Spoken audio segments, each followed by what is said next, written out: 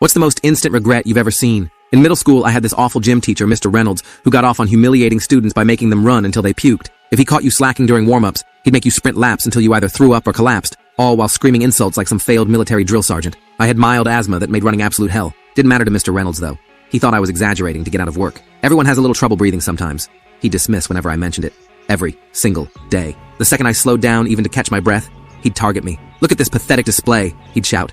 "No wonder you're such a weakling." The worst part? Everyone in class would laugh while I had no choice but to keep running until my lungs felt like they were literally on fire. This torture went on for almost 2 months. One day I finally snapped after he wouldn't let me grab my inhaler during one of his punishment sessions. I was gasping for air, literally seeing spots, and this sadistic jerk just kept yelling that I was faking it. So I did some digging and found out something pretty interesting.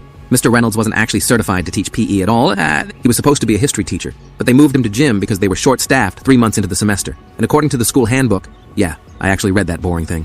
Non-certified staff weren't allowed to assign physical punishment. The next time he targeted me, I played along. But right after school, I marched straight to the principal's office. I politely asked Principal Garcia if unqualified teachers were allowed to force students to do physical punishments. And her face just dropped, like completely drained of color.